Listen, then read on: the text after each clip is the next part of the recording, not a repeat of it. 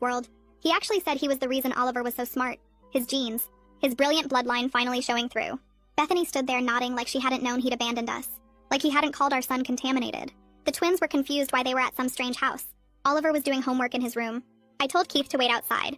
Then I went to my filing cabinet and pulled out 6 years of documents. The termination papers were right on top where I'd filed them 7 years ago. I pulled out the thick folder and spread everything across my kitchen table. Keith's signature on the document where he signed away all parental rights. The paternity test results he'd demanded. Stacks of medical bills from Oliver's therapy sessions with past due stamped across them in red. The note he'd left, his handwriting still clear after all these years, the words contaminated bloodline and real children jumping off the page. I organized everything in order by date. Started with the diagnosis paperwork from when Oliver was 2. Then the paternity test from 6 months later. Then Keith's note. Then the termination papers. Then years of unpaid bills and missed support payments. My hands didn't shake. I felt calm in a way I hadn't expected. This was just facts. Just truth. Just proof of exactly what happened and who Keith really was. I put everything back in the folder and walked to the front door. Keith stood on my porch with Bethany beside him and the twins fidgeting near the steps. He had his arms crossed and that same look on his face from 7 years ago. Like he was doing me a favor by being here. Like I should be grateful he was willing to acknowledge Oliver now. I opened the door and handed him the folder without saying anything. He took it looking confused. Started flipping through the pages. His face went white. Actually white. All the color drained out like someone had pulled a plug. He stared at his own signature on the termination papers.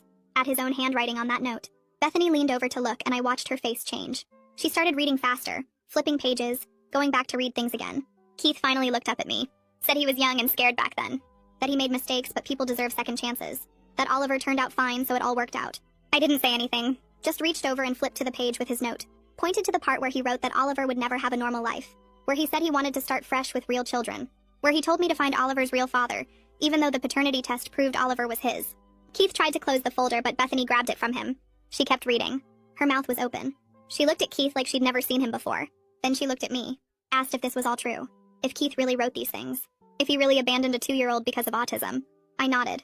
Told her everything in that folder was real and documented. That Keith didn't just leave. He erased us.